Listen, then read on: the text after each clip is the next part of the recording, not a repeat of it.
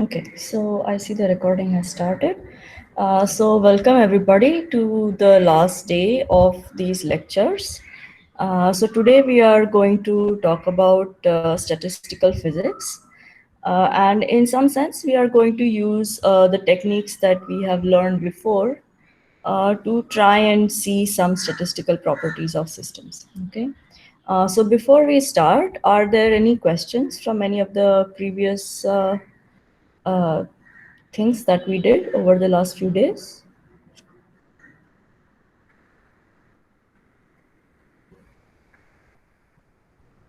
Okay, so I don't see any questions. All right, so let's start for today. And the first thing that we want to, Ma'am, yeah, this is not a question, but yeah. can we have access to yesterday's notebook? Ah, Because yes, yes. Yeah, okay. I seem to have forgotten to put the link. Yes, for sure. I'll put the link in the chat, so you can have thank you, it. ma'am. Sure. Okay. Uh, all right. Okay. So let's start. So the first thing that we are going to learn about is the random walk. Okay.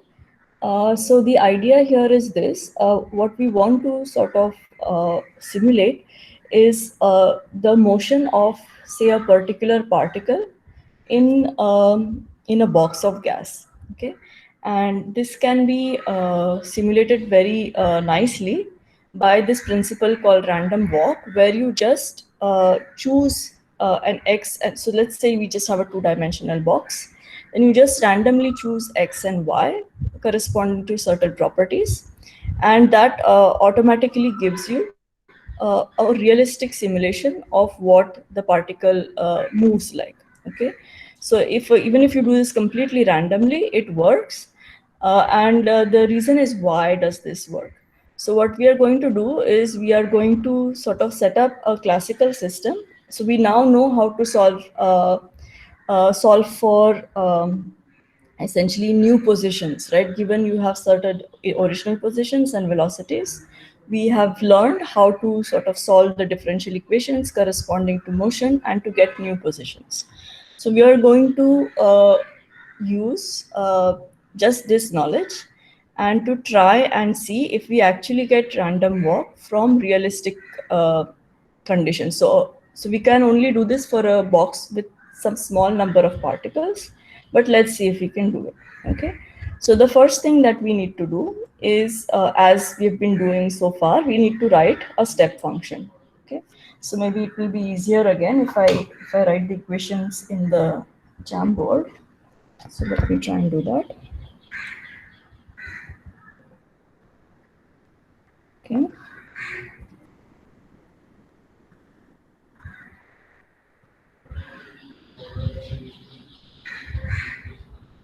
Okay.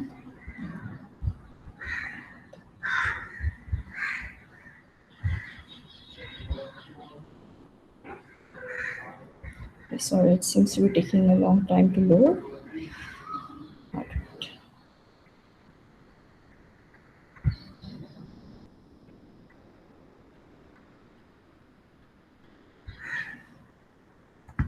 Okay. So let me go back here.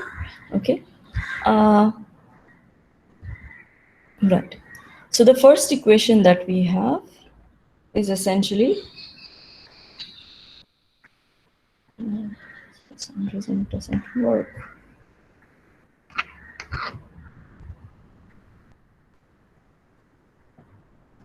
Okay, it's working. All right. So we know that you write your xi plus 1 as xi plus v delta t, right? So that's what you, Probably coming on a different slide. I'm both on 8 out of 8.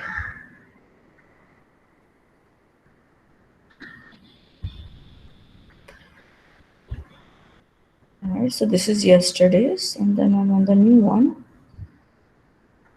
It doesn't seem to work today.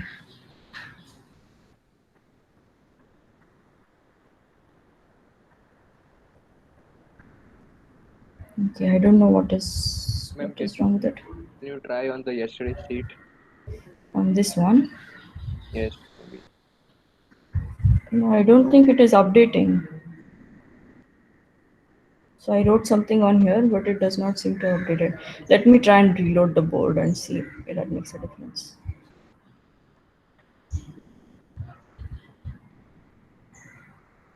I think maybe there is something wrong with the connection of my tablet.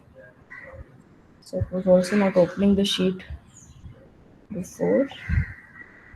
Yes, it is showing now. Ah, okay, now it's showing. But yeah, it is still not showing when I'm writing something. I guess it decided to misbehave today. Uh, so let me see if I'm on a network. No, I'm not. Okay, anyway, so let's not waste too much time trying to debug Jamboard. Okay, but so this is the idea that we have for the equations. And so the goal now is to sort of extend that to 2 dimensions, which we've also done before, and with one extra requirement. Okay, so we have a box of size twice x max and twice y max. So the box is centered around 0, 0.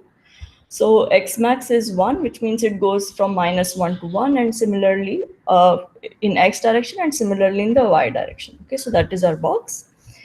And we are going to impose something called periodic boundary conditions, which means that if a particle exits a box on the right hand side, it simultaneously enters the box on the left hand side. Okay, so basically that means you have sort of a circular system. So you can, if you actually want to think what this is in real space, that is a donut shape. Okay, so on a donut, when you go, so you are basically going around on both sides. So when you wrap one side, that's like a cylinder, and then you wrap the other side as well. So that gives you a donut. So the periodic boundary conditions in 2 dimensions sort of give you a donut. But we can visualize this nicely just as a box where if you exit from the top, you enter from the bottom. If you exit from the left, you enter from the right. Okay, so this is like old cartoons where this happens. Okay, so we have this system as before, where x and y are updated according to our usual Euler method. And the periodic condition simply says that if your x is greater than x max, then you need to shift it back to the other side, right? So suppose x max is 1 and you are at 1.5, right? So you need to go to minus 0.5, right? So the way you do that is you subtract. So first you take, yeah, so we basically have to subtract twice the size of the box. Okay, so this is all hard coded right now, and we're going to make it a bit more general in a minute. Okay, so you're going to subtract twice the size of the box, and that will give you your periodic boundary conditions. Okay, so let's plot what this looks like. Okay, and the other thing that I've done is I have so I've taken some x and y random positions and x and y random velocities. Okay, and I've randomly chosen one particle from this array to follow. Okay, so this is just what we did, like what we did last time. So I just picked. So since this array is of size 100, I basically just pick a random number from 0 to 100 using this, and then I set x and y so as a random number from 0 to 100 in each case. So that gives me a particle that I'm going to color red. Okay, so you can keep running it every single time. You will have a slightly different particle. All right, I did not run this thing again. Okay, you run it again and you plot. So you have a different particle in this case. Okay. So the second thing that we want to do is we want to now move these particles and implement our and check that the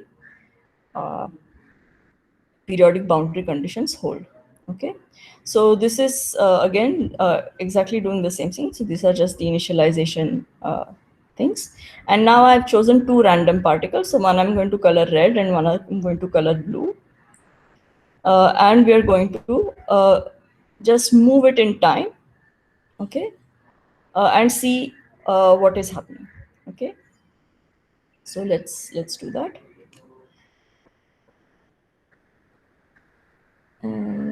Did I not? So this seems a collision now. No. Okay. Let's do that again. Okay, now good. Right. So let's follow the red particle. Okay. So what this is showing is that this particle was going in this direction. Okay. And because of this periodic boundary conditions, as it exited here, it entered here. Okay. So this part is just showing us where on the other side it emerges. So it exited here and kept moving with the same velocity. Then it exited here and it entered here. So again, this shows you where it goes on the other side of the box. And then it exited here finally, and now it's here. So in fact, I reversed the direction. So it started from here, then came down here, then came out here, and then finally it's here at the last point, which makes sense because you started from here, right? So this was your red particle. So this is what would happen if you have no collisions between particles. You just have this periodic boundary conditions. Okay, so all of these particles are moving around, but none of them are colliding with each other. And you see that this behavior basically is just one particle zooming around. So you don't yet have this random walk kind of technique, kind of phenomena happening. So now let's add collision between particles. Okay, so so the periodic boundary conditions are the same as before. Now I've just used this X max condition so that we know what is happening. So that I mean it's general Can now. you zoom it? Zoom what? The code? Zoom in the code. Is Thank that you. better? Okay. Yeah. Okay. Good. So this is the same as before, where now instead of just multiplying it by 2, where we had box size of 1, I allow it to be fully general. So you can give a box size of your choice. Okay.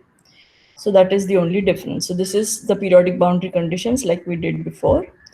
And the only thing that we are now going to do is we are going to, if two particles collide, then we are going to say that they reflect back.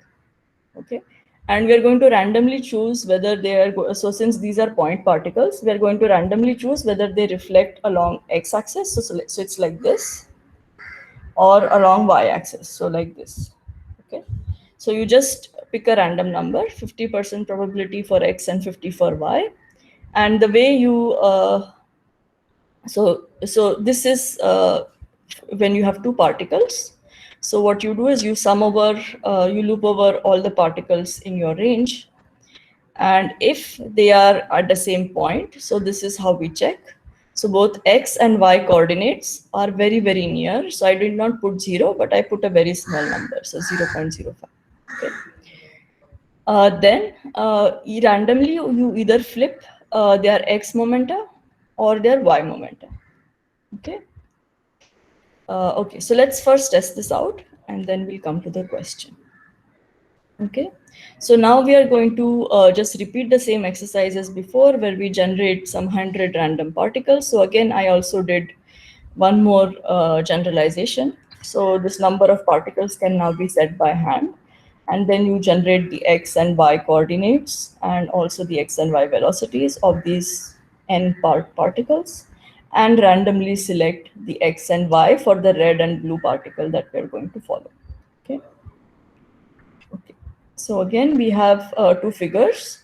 The first figure is for your initial position, and the final figure is for your final position. Okay. All right.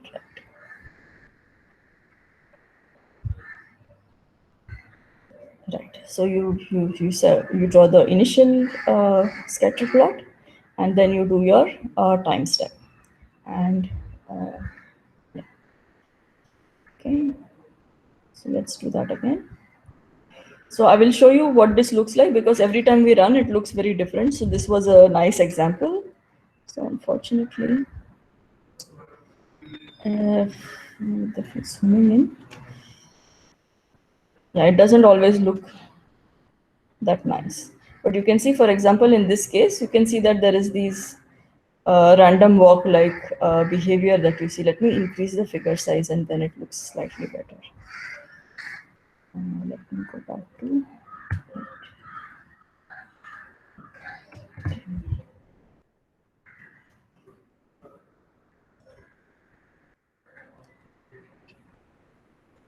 Okay, so we are here.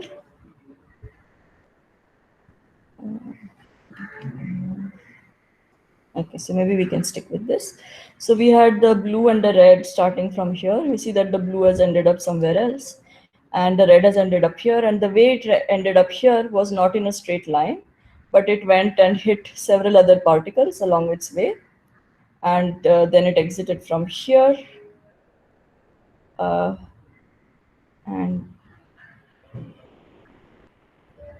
yeah. So that's how your random walk looks like. Okay, so this was the example. So we can try a few more. So every time it looks very different. Sometimes you have low velocity objects. Okay, so you can play with this, and every time you will get a different picture. Now, what is the function of the blue spot? Oh, it's just to show, so because all the black spots are indistinguishable, just to show that the other particle is also moving. Then is it colliding with the blue spot every time? No. No, it's just to show that other particles are also moving. It's not just this one. Actually. So otherwise the picture you might think is that everybody else is stationary and only the red particle is moving. Right. So that was the only reason for putting that. Okay. So the second thing that we are going to do is to do with velocity distributions. Okay.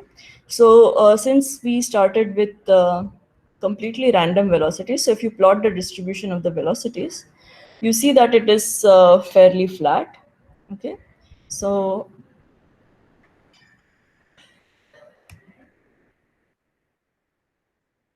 it's not. Let's start with a larger number of particles. Right.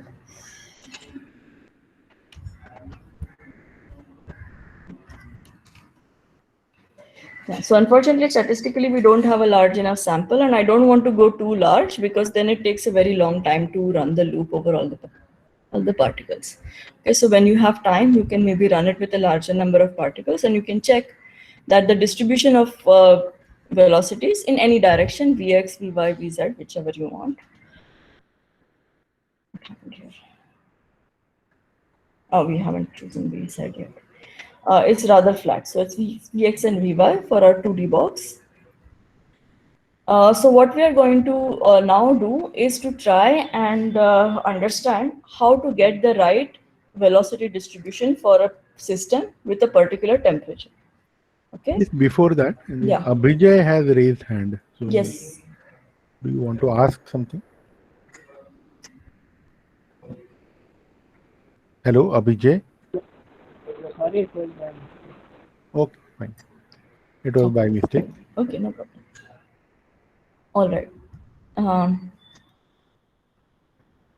All right. So the next step that we are going to do is basically we are going to try and understand how to get the distribution of velocities such that your system is actually representing a realistic system. Okay. So we know that so we know that the probability of having a particular energy for a system. So this is in particular for the microcanonical ensemble. So the energy is given proportional to this exponent, right? E to the minus E by kT. So we are going to work in units where mass of each of the dots is 1, and also k is 1. Okay, and we know that energy, that in this case we only have kinetic energy, so that is half mv square. Okay, so basically energy is just v squared by 2 in our case. Okay, what we want to do is, now instead of getting a system that is distributed according completely randomly, we want to have a system that has a distribution that is proportional to v squared by 2t, e exponent minus v squared by 2t. So we want to sample over some velocities to start, right?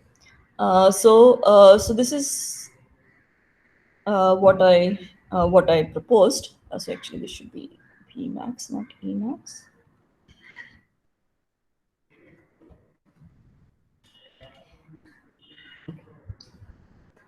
So what I propose is that we want to sample till your probability is very, very small. So e to the minus 4 gives you a small enough probability, right?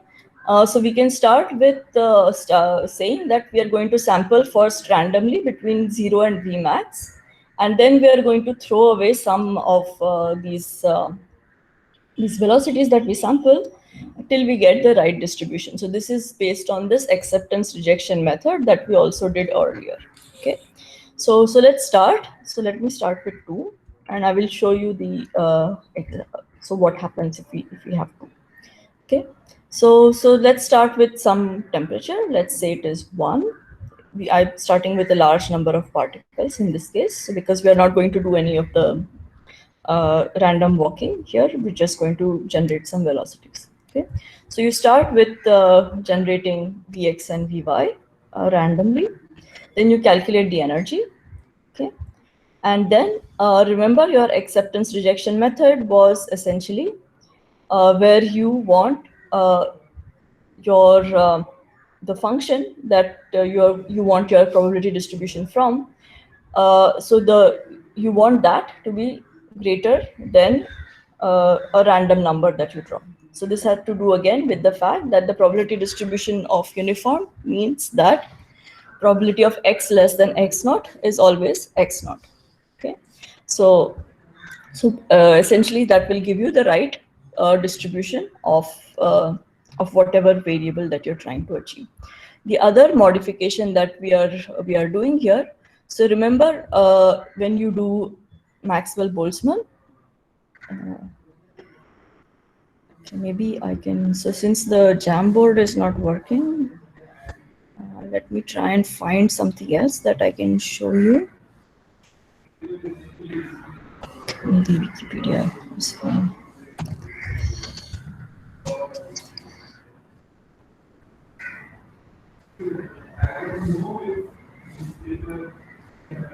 Okay, so maybe I'll just share the Wikipedia page for now because the Jamboard is not working. So for each direction, essentially you have this kind of distribution, right? So you have a 1 by square root of t here, and then you just have e to the minus v squared by t, 2t. Okay, so that was what we discussed earlier also. The thing that happens when you go to 3 dimensions, where your just v is vx square root of vx square plus vy square plus vz square, is that you can make a sphere, right, in 3 dimensions, because your system is completely spherical. And in that case, instead of dvx, dvy, dvz, you can write it as 4 pi v squared dv. So that's what gives you this extra component. And you have this factor coming from each f of vx, vy, and vz. So that gives you a factor of 3 by 2.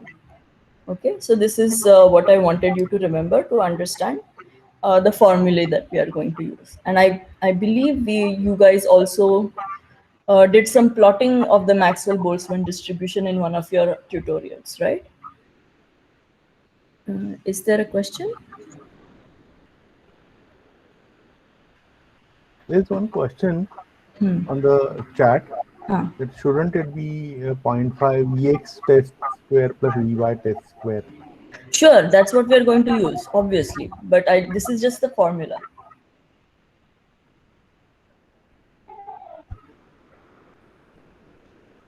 So this is the energy, no?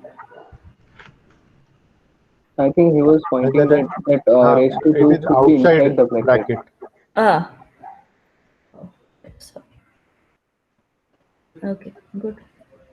So, all right. So that was a typo.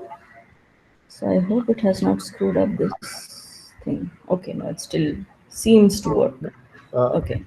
Yeah. No, you didn't put that square back inside the bracket.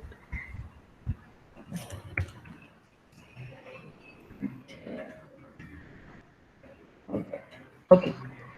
Good. Yeah, thanks for pointing out. That was really a typo. All right. So good. Okay. So then, so since we are only in a 2D box, so instead of having this 3/2 factor, we now only have a 2/2 factor. So that is just an x. So this was just to make you understand this form of the Maxwell-Boltzmann that we have. Okay. All right. So, okay. So for 3D, you would have a different form. Okay. So then you basically, what you do is you check against your random number whether the distribution of your current uh, example is the current test Vx and Vy is following this can be accepted by your acceptance rejection. So if it does follow this, then you say accept is equal to true, and you append Vx and Vy, the test values, to your actual array. Okay. So now what you only want to do 1,000 particles, but you see that the number of iterations that you actually need to get the right to fill your Vx and Vy 1,000 times is 2,500 approximately. Okay. And we can actually compare the distribution that we get from this to the Maxwell-Boltzmann distribution formula. Okay. So so this is the comparison. So this is the formula for the Maxwell-Boltzmann distribution in 2D, and we are just comparing this Vx squared plus Vy squared plus square root. Okay. So you can see that the distribution that we got is fairly on point with the Maxwell-Boltzmann distribution. So Well, this is, doesn't it look like sorry, shifted? What? Doesn't sorry. it look like shifted? Is it shifted? Yeah, it is. I think there is some. It's probably slightly shifted because we did some last-minute changes. So there might be some factors here and there that might be a bit wrong. I think there's maybe a factor of 2 here.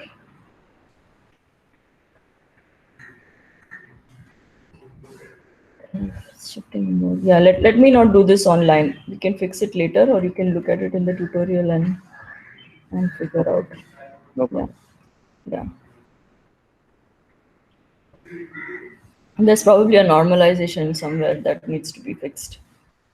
So because of the typo, I didn't realize that there was that error because it matched by chance. And so, yeah, needs to be fixed later on. Okay, good. So, yeah. So another thing that you notice is that it sort of drops down quite abruptly. So what you can also do is you can change the maximum of the velocity that you are starting with. So already what you see is that you need a lot more iterations, and the reason for that is simply because you are going to have, if you make a bigger box of V, then you're going to just sample a lot more objects in this region where you have very small probability. Okay, but you can still try and do that, and that will just give you the tail a bit better. So instead of having an abrupt fall, you just have this longer tail. Okay. So, right. So this was about getting the Maxwell-Boltzmann distribution. So now what I want to do is, I want to rerun uh, the random walk now with more realistic velocities, okay, rather than what we had before, which was completely random velocities. So let's run it a few times.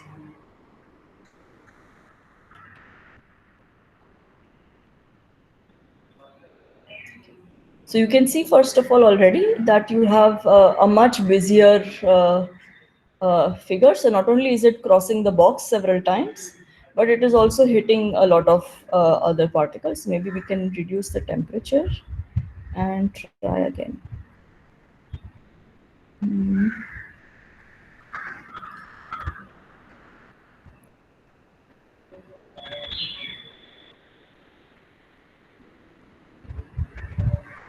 Okay.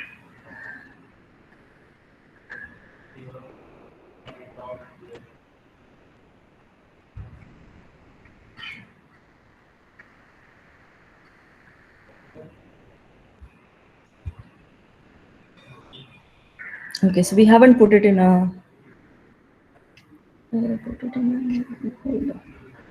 Right, sorry, here it's right here. Right, so I want to do this very easily rather than running the same thing over and over. So I'm just going to put it in a function. Okay, so I've defined this function get v. Okay, which does exactly what we did before. So let's simplify this. We have times 2, and let me fix this. Right. So it just returns the array vx and vy that has been generated. Okay, so let me run this, and now we can do a more realistic random walk with energy dependence on the temperature. So the particle, the energy of the particles depends on the temperature that you set. Okay, so in addition to the other initializations, now we have this initialization where we have vx vy is get v based on temperature for the number of particles that we want. So that's 200 in our case. So, yeah, so let me just run this. Okay, so I didn't want to put the random walk on this box because it's quite busy. So I just put it in a separate box next to it. Okay, so this is the red and the blue particle as before. Let's run it a few times.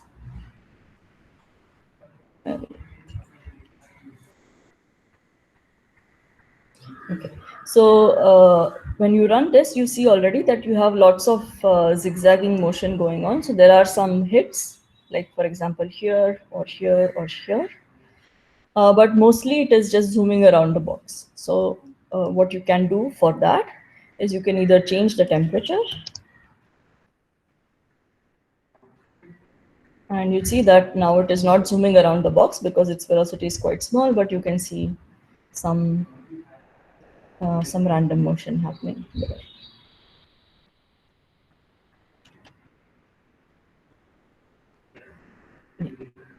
Or what you can do is you can also keep the temperature as it was, and you can change your box size.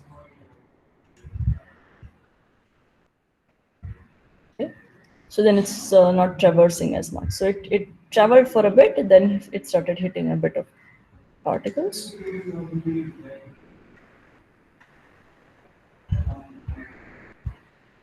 Yes.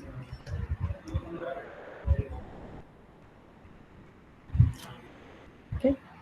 So yeah, so you can play with this, and we also observe as you increase the size of the box and same number of particles, that the collision will reduce. Exactly. Yes, which is expected, right? Yes. So this was my next question. So we know that this PV equals constant. So this constant depends on the temperature, right? The changing of the box essentially changes the volume that you are working with, and the pressure you can think of if you put. So right now we don't have reflecting walls. So what you would need to do to understand pressure is to instead of having these periodic boundary conditions, that you have reflective boundary conditions. So if you hit the wall, then you are going to sort of change your X or Y momentum based on which wall you hit. But you can also do a shortcut to just calculate the pressure based on this is pick a wall and then find how many particles and their momentum are traversing the wall over a given period of time. And then you know that the force transfer is essentially the change in momentum, right? So in this case, if you're picking this wall, and a particle hits it like this, then it's going to be reflected back like this, right? So essentially, the change in momentum that you're going to see is, this was the x momentum, so just the twice the x momentum.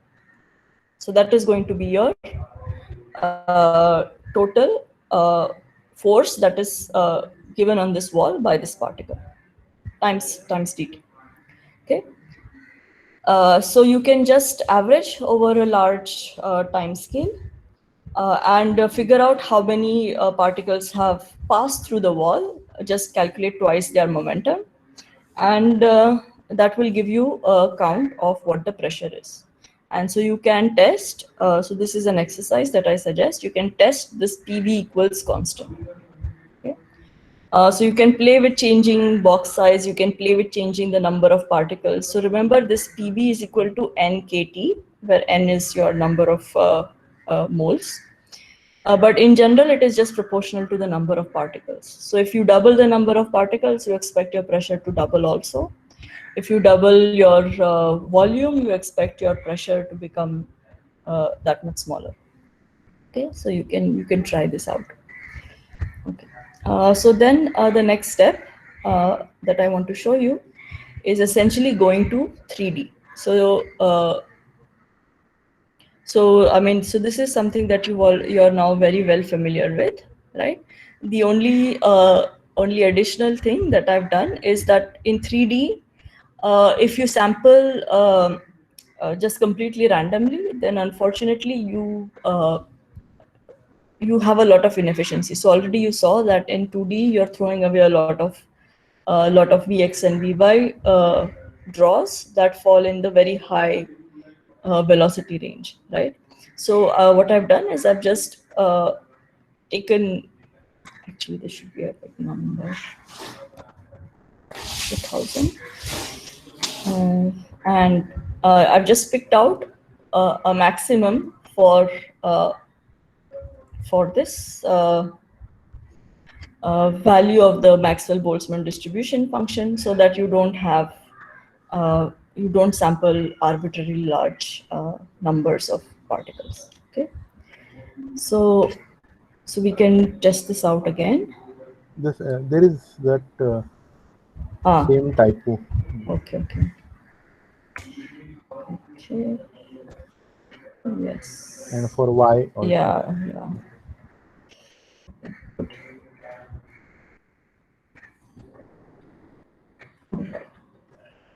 Now it's really off. Okay, so let's figure out what's going on. All right. So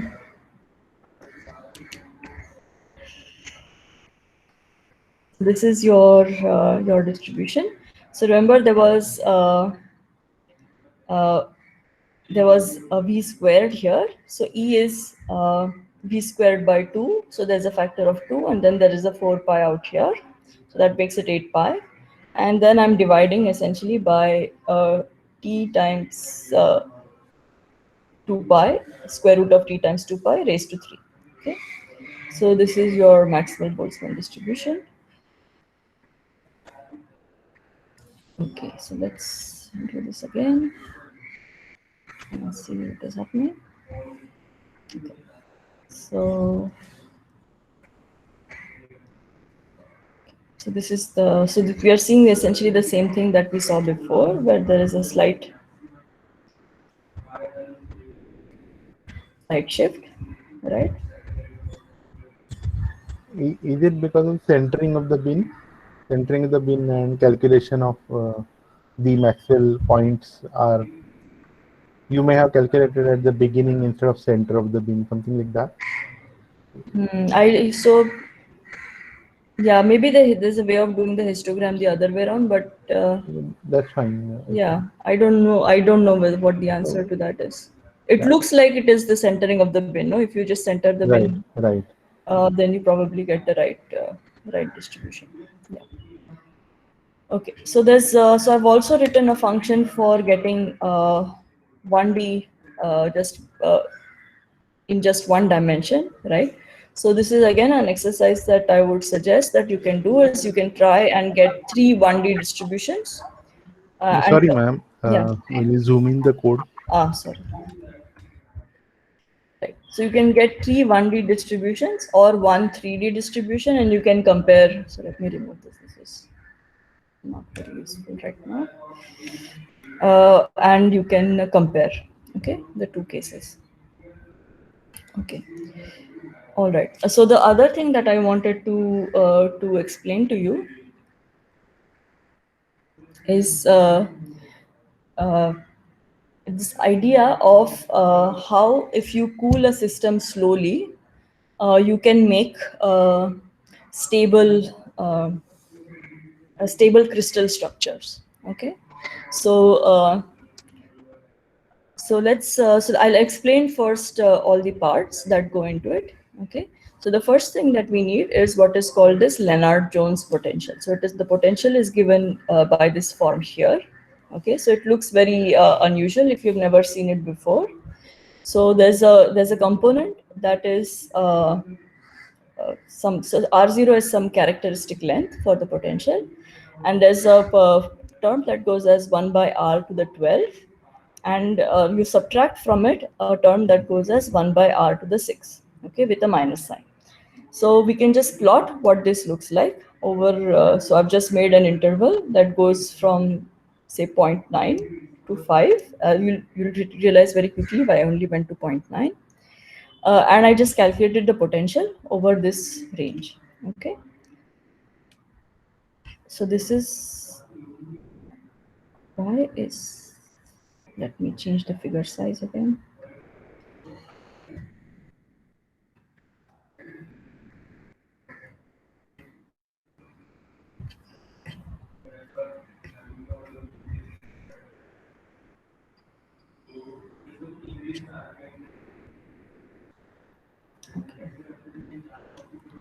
Okay, good. Now it fits on the screen.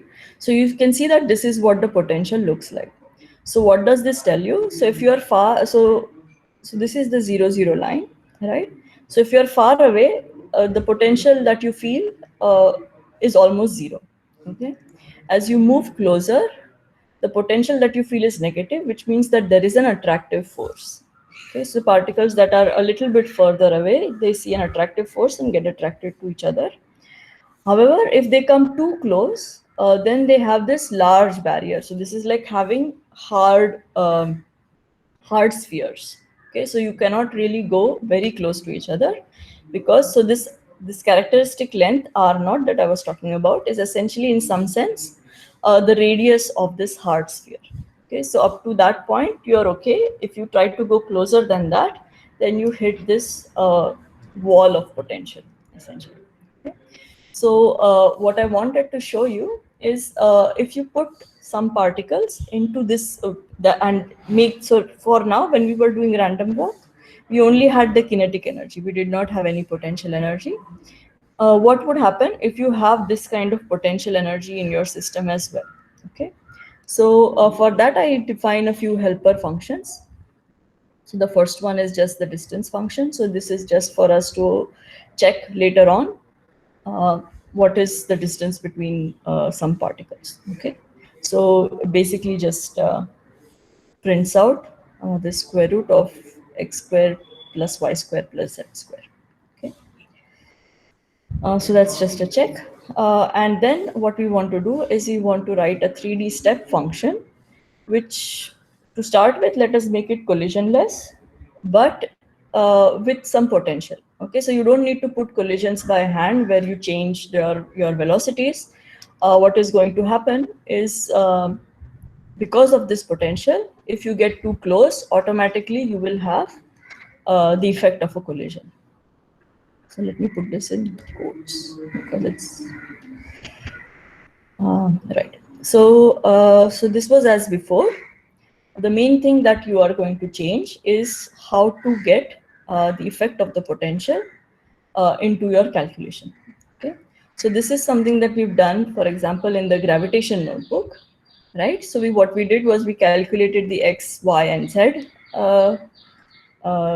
distances between two particles. So you're summing over the array of particles twice. So I goes over the range and G also goes over the range. You start with acceleration 0 for each particle, and then you calculate the x distance, the y distance, and the z distance, and the total r distance. Okay, so this is r squared. So actually this should be root of r squared.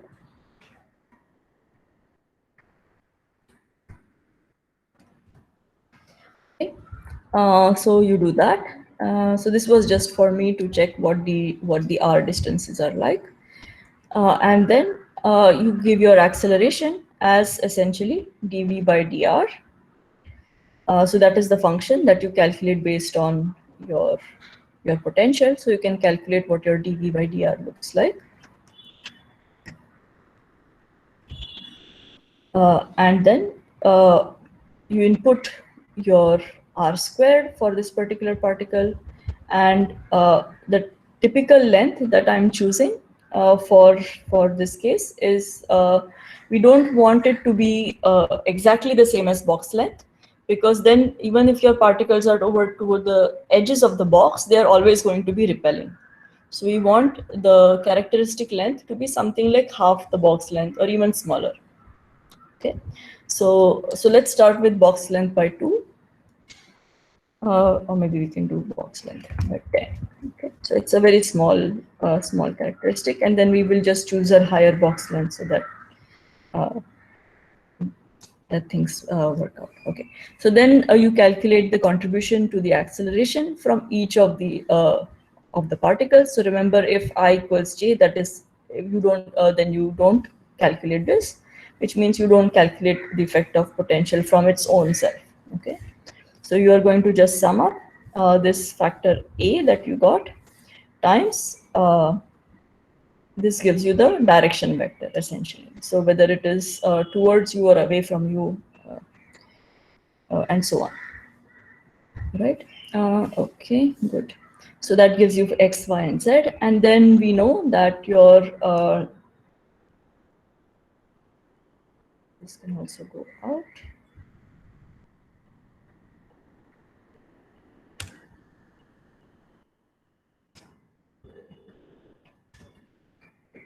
So, right, so lots of typos I'm discovering today. But anyway, so this, then you update your velocities based on your acceleration, right? So this is again as before. Vx1 is basically Vx0 plus Ax times dt. So this is how you would write it in short. And then now you can change your x and x, y, and z conditions as before using these periodic boundary conditions. Okay, so so that's the function that you need. Okay, so this is called take step 3D. Okay, so let me make a bigger box. And we have some random x's, random y's, random z's, and we get the Maxwell-Boltzmann distribution from the function that we wrote. Okay, so so I'm starting with 4 particles, and the reason I'm starting with 4 is essentially that so if you have 3 particles, the stable structure that you will get is always a triangle, right? So it's always in a plane. The first time you get a stable structure with in 3D is with 4 particles, and that is sort of like a pyramid shape that looks like this. Okay, so you have these like this. So you have essentially an equilateral triangle on each face of your crystal. Okay, so that is what we are going to try and check. So yeah, so what we want to do is essentially use this rdist function to check whether at the end of the day the distance between all 4 particles is the same. Okay, so this is just to show you what the initial condition looks like. So we can do the others as well. These are the same particles, but just 2 different. So what x, y, and y, z looks like. Those are 2 different planes. Okay. All right. So what I wanted to show you a bit is what happens So you start, so let me remove this hash. So you start with some configuration like this. If you take one step, then the configuration changes. Okay. So as expected, so you can keep doing that. Nothing is happening.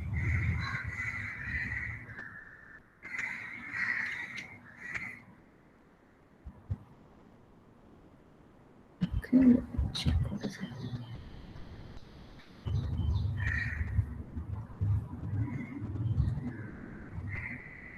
Okay. Perfect. Okay, so the goal of this code is as follows. Okay, so you start with a certain temperature.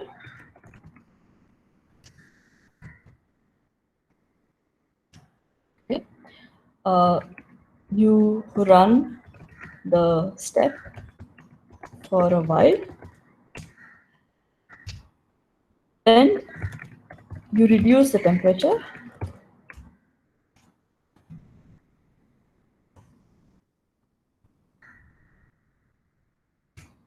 Let me call this one.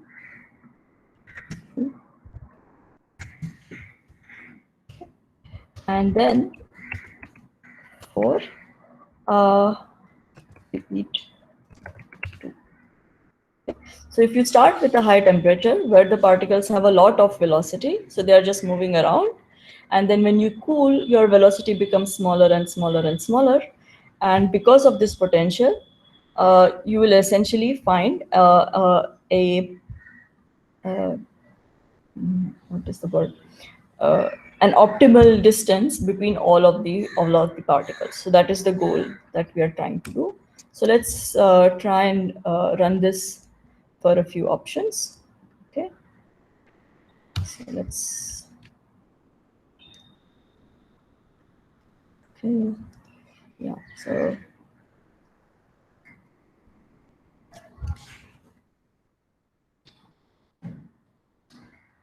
This is also not good enough.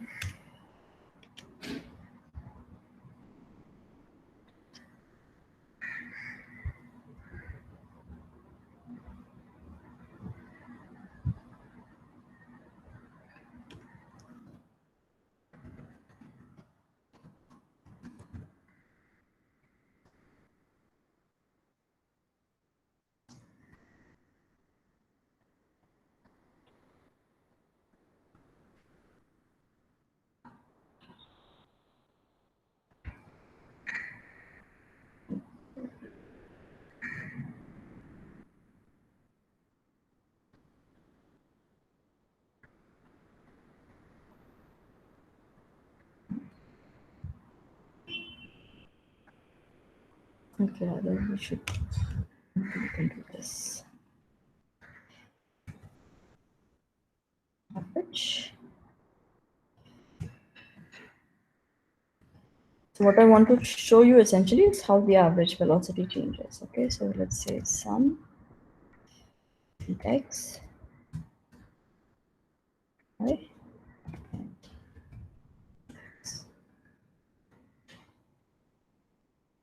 This is fine.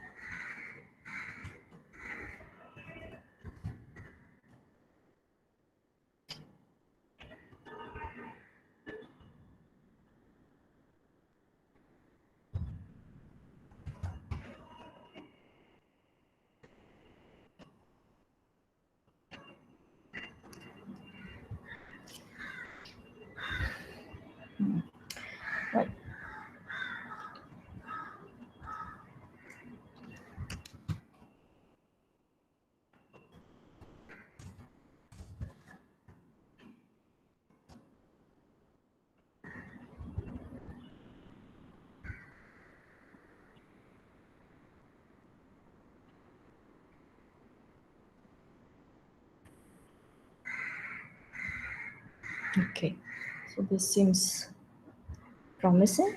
So let me do the hardest calculation. Okay. So remember we're just looking at the XY plane. So the guy in the Z plane might look a bit weird. Okay. So let's say 1, 2 is 1.99. And 2, 3. No, it's not stable yet. I'm sorry. 1. Okay. I'm sorry. 0, 1, 0, 2. 3. Yeah, it's not stable yet. So let's run it for a bit more. Did you take that? You've taken 1/10 the box size. Yeah. The effect more than that. Sorry? You have taken the potential effect at 1/10 of the box size. Yeah. Maybe we can make the box Initially, bigger. you have kept it half. Yeah. Let me try it again with a different box size.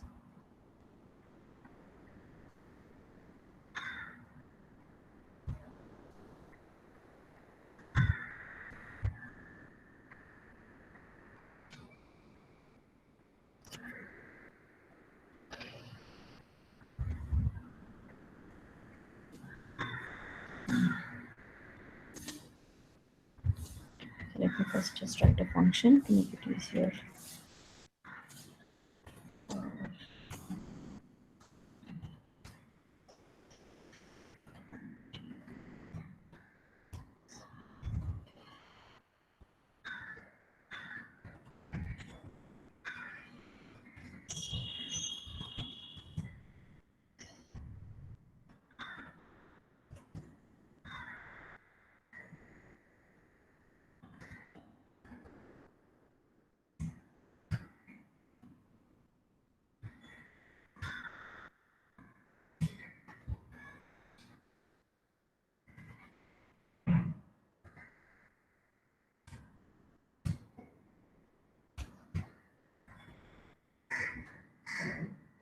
Comma after G.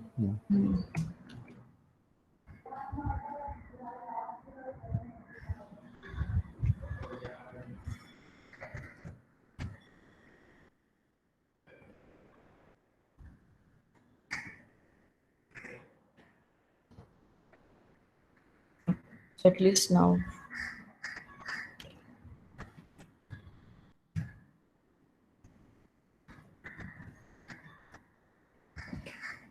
Now we have a quick way of seeing whether it is working. All right.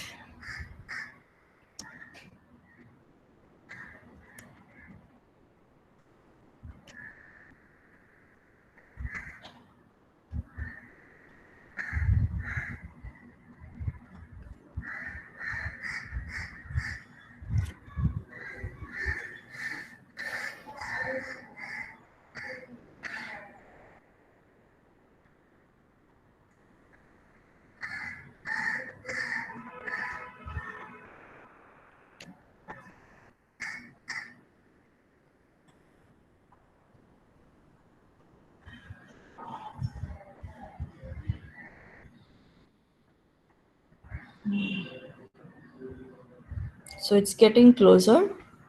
So maybe we run it for a bit more.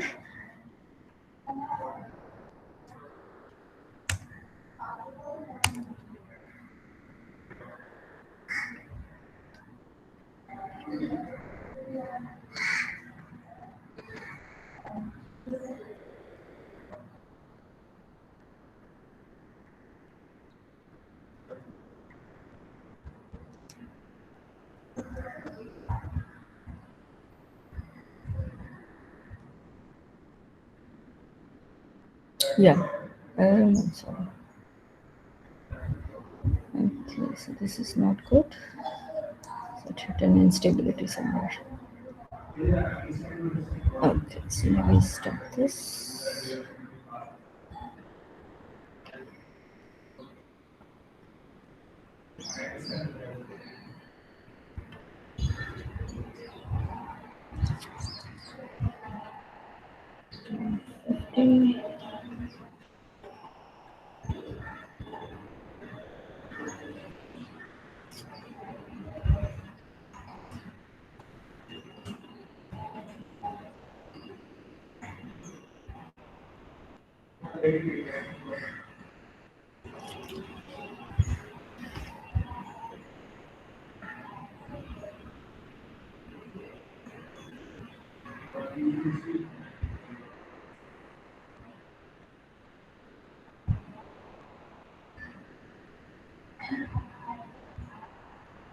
Yeah, sorry, it seems to be getting into a bad loop. So you see that it is just going completely out of the box. Yeah, sorry about this. I don't know what has happened to it. Let's go. Can we go back to the old conditions? Yeah, You have let's, increased the size of the box or yeah. reduce that. Let's do this and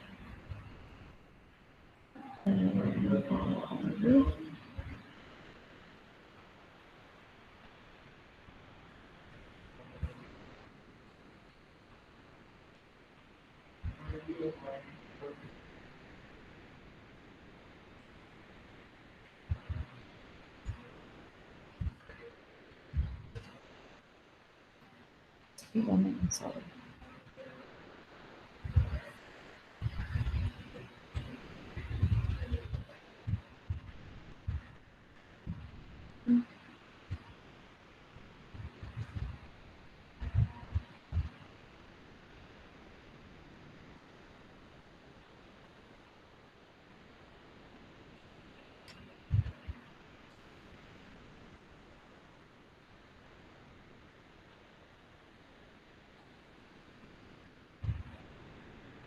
How do I get it to stop running?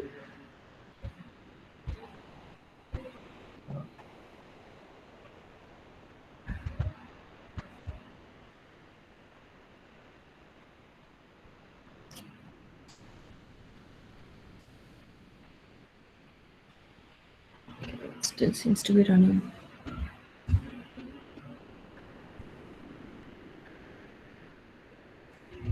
You can go to the Run tab and interrupt.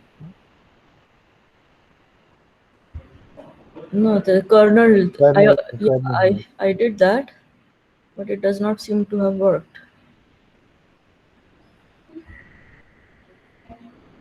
I mean, you can't tell, but I'm trying to scroll and it's just getting stuck.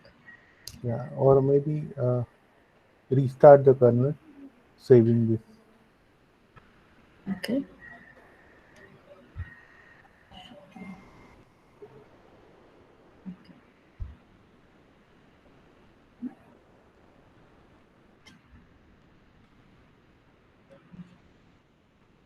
No kernel.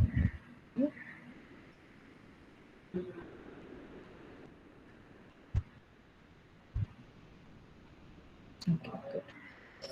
All right, so let's only run the parts that we need.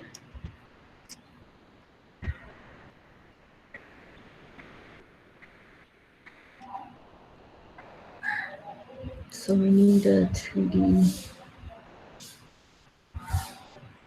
Boltzmann function. Let's check. All right.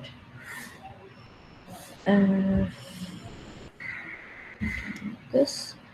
The Leonard-Jones potential. Let's check. And August. Okay. And then we need the step function. Okay. The box is set to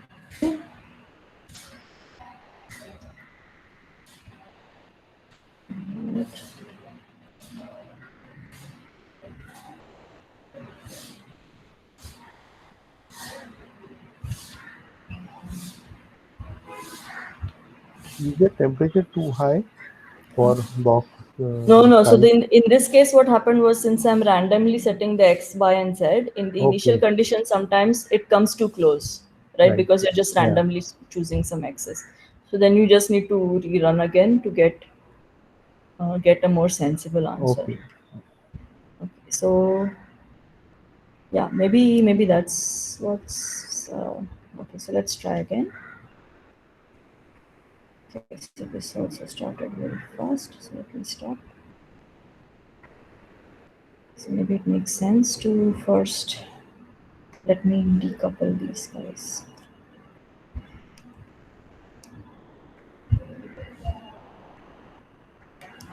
Okay, and let's do one step to check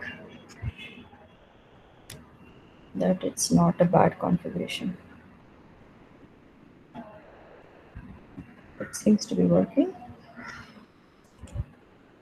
All right. So then we can try.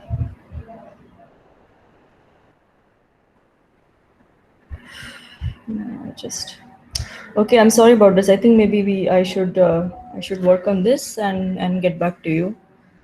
But at least I hope that the algorithm is clear. So once this is done, I will post it in the chat. Since it's not running right now, I mean, I think this it just needs time to be fixed. Okay. So yeah, sorry, I don't know what to say. Okay, we can go to the next. It's all right. Yeah. So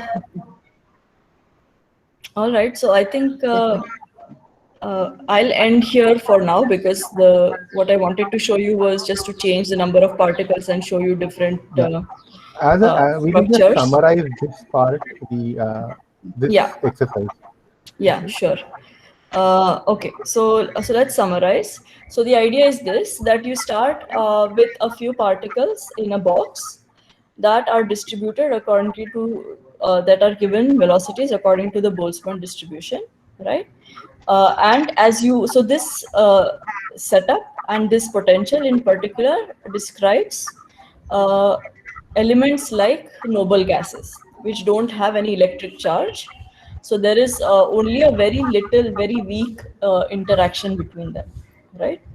So so you can so what happens if you cool this noble gas system little by little is that the particles, the velocity of the particles becomes smaller and smaller as you cool down. And because of this slightly attractive potential that you have, these particles will form a stable structure. So if you want to, for example, understand nanoparticles or things like this is the kind of modeling that you would do. Where you would so this method of slowly cooling and changing the velocities is what is called simulated annealing. So annealing means cooling slowly, and yeah. So once you cool slow enough, you will get a stable configuration that you can test out. So that basically tells you what are. So another thing that you can do with this is you can test out with various numbers of particles. You can test out. You can calculate the total binding energy, which is thus the total potential energy that you get for all the distances. And you will find that for certain numbers, you get a really big dip. So or rather the big peak in the binding energy. So for some number of particles, you get really strong binding energy, and these are what are called magic numbers. So this is what I actually wanted to show you. So 4 is in fact a candidate for a magic number, and then you can go to uh, things like 13 and so on, which don't make sense to us, but actually are magic numbers and give you these minimum conditions. So so let me try and fix this. So Ma'am, can you hopefully please repeat that again? Magic the number. last part. Yes, magic. Okay, so the last part is essentially that. So so so maybe this is something that I can do. Okay, so maybe we can do this. Try and do this by hand.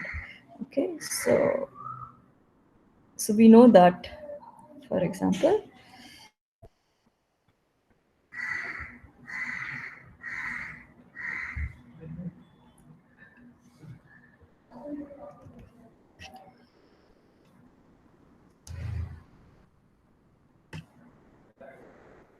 So we know, for example, if we do something like this.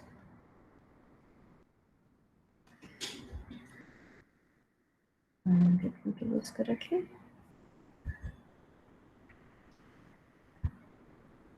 Yeah, okay.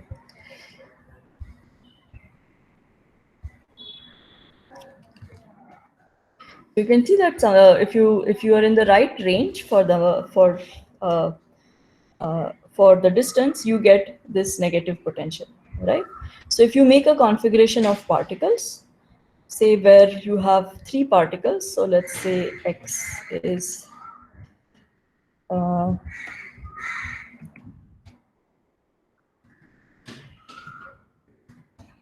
something like this. So let me just do 3 particles right now, and your y is 0. 0 and 1.0. Oh, sorry, 0.0. So these two particles are on the x-axis, and this guy is going to be on the y-axis. And I want them to be on the equilateral triangle. So this guy is going to be at a height of square root of 3/2. So does anybody remember the numerical value of that? 0.866.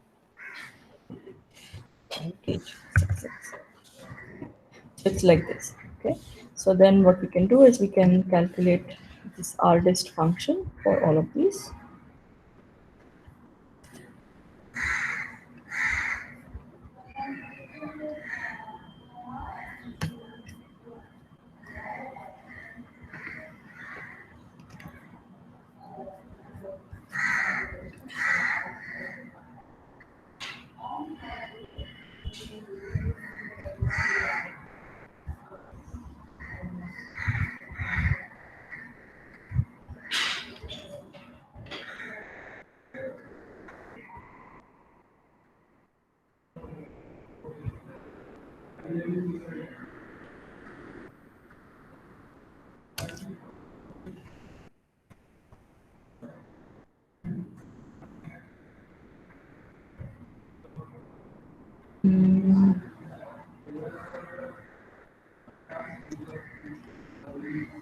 Something is wrong.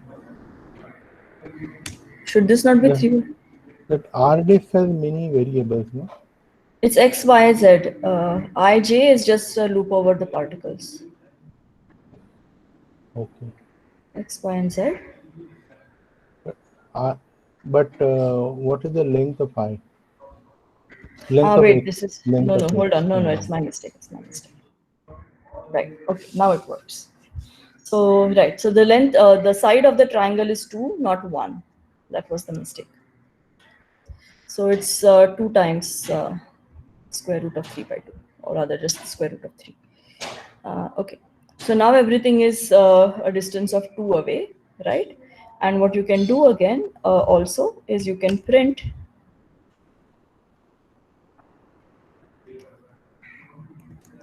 the potential.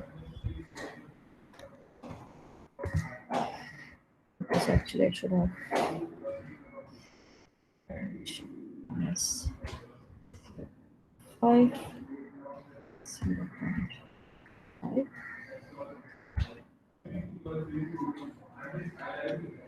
Okay, so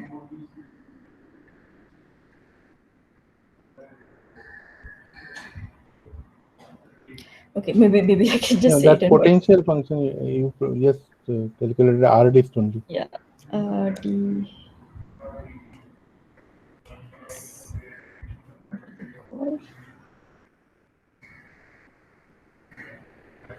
You are calling potential.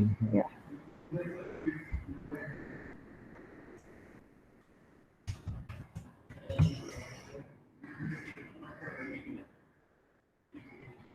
Sorry.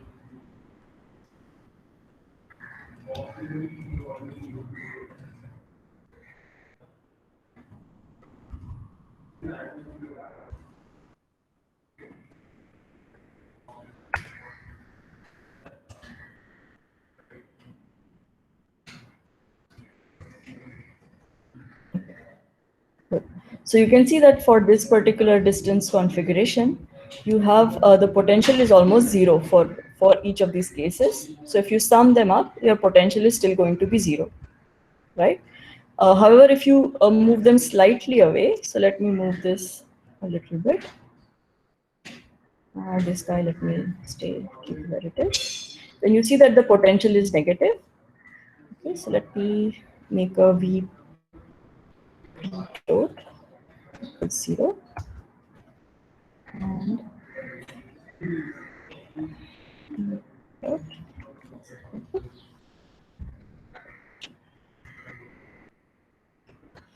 And at the end, we can say print binding energy is equal to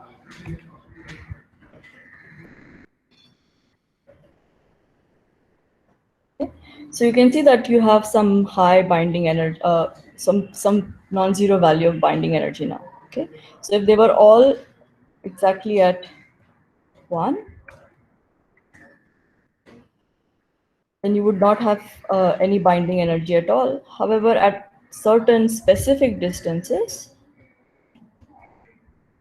you get this large amount of binding energy, which means that this particle is stable, it's in a bound state.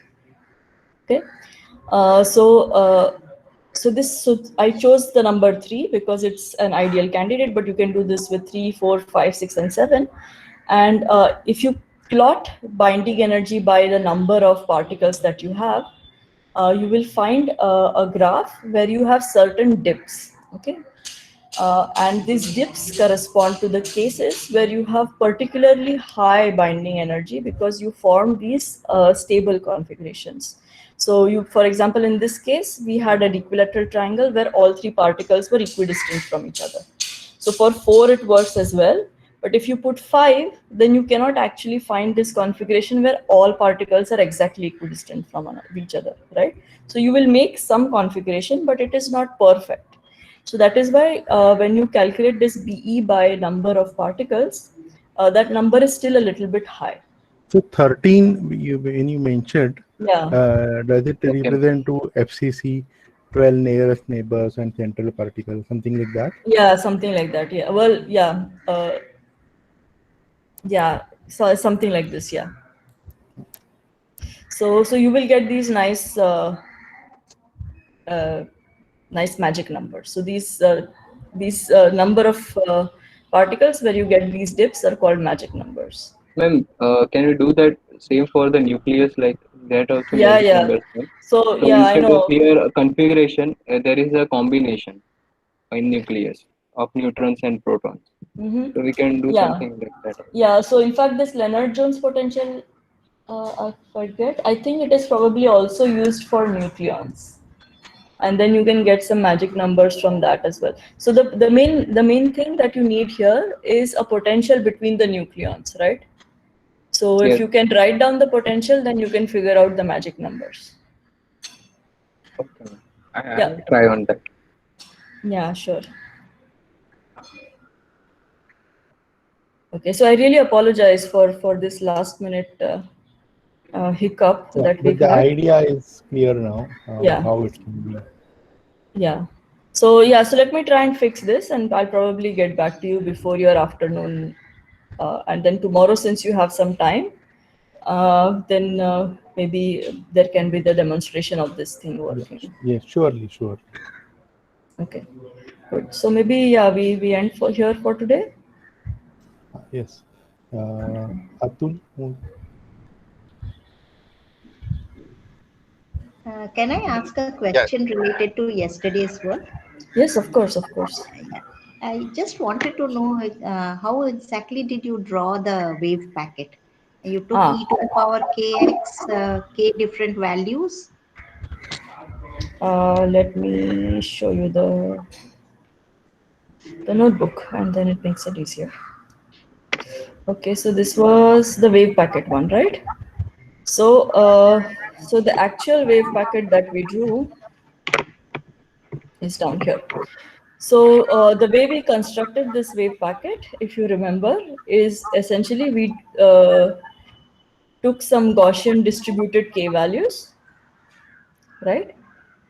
And then we just summed over the contributions from each of these. So there's the real component has say cos kx, and the imaginary component has sine kx. Let's forget the time component for now. Yeah, so then the way you draw is simply to just plot what the real and the imaginary component is. So you don't have to do anything special. So for example, when we showed the movement of the wave packet, the only thing that we are plotting is just the real component of the wave function. Okay.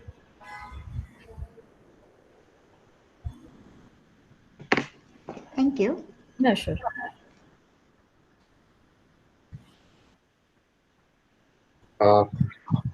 Yes, may I, Mahesh? Yes, sir. Yes, on behalf of Mumbai IFPT, the executive committee, and on behalf of all the participants, I would like to thank Dr. Nishita Desai for taking really valuable time out of her busy schedule to show us a very interesting approach to physics problems, which is computational physics, especially using Python. That's what we were trying to show everyone, that we want to do computational physics with Excel and with Python. The Python is the latest programming language, which has applications in many fields. Especially today, the one of the most hot field is data science. But physics always remains hot field, always, irrespective of what happens. And Python is, of course, a very convenient. I mean, compared to some of the languages we used in earlier days. So I'm sure all the participants got maximum benefits. I've been seeing the chats between students and resource people. So I'm sure all of us benefited. She has shown most of the techniques of programming physics problems with Python, especially in wave mechanics, in quantum mechanics, today in statistical mechanics. So I thank you very much, Dr. Nishita Desai, It was my for pleasure. doing this wonderful job. This was exactly what we expected a resource person to deliver. So you have done a wonderful job. Thank Thank you you. very much.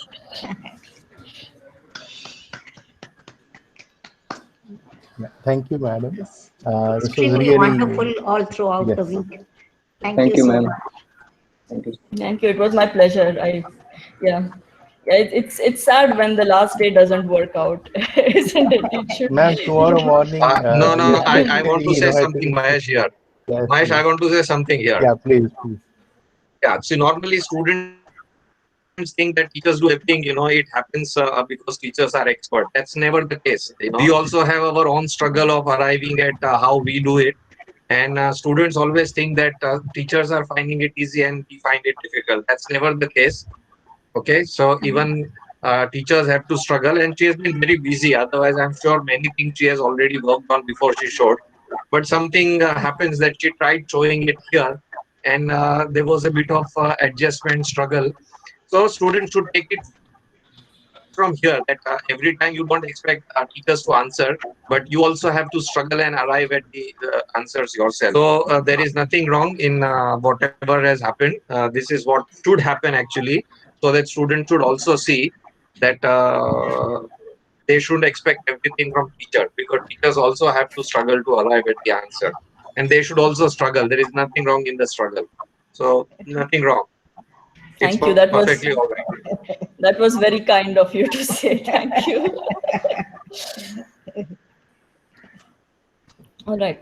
Yeah. So I hope you all will enjoy the lecture in the evening by Varun Bharala. I'm sure it'll be excellent. And yeah, hope to see you all sometime somewhere, and sometime in person as well, rather than this Yes, online setting. that will be interesting. But Yes. online has really helped, people from different Yes. places to join together. Yes. Absolutely. And I agree. especially when everybody is actually sitting with computer, parallelly doing it also really helps. I'm sure many must have been doing parallelly, doing on other window. During tutorial they do, during this time also they do. Okay, so whenever you write code, they have been working on, and they have been asking for these notebook, which means they want to work on it. It is not just Yeah. that they want things ready-made. They want to play with it, and Yeah. that's, I think, was the main goal of this entire summer school. that people want to now start playing with this. So thank you very much for this wonderful series of 5 sessions and showing different kind of things. We stop at this point. Okay. All right. See you all. Bye, Stay ma'am. safe. Yeah.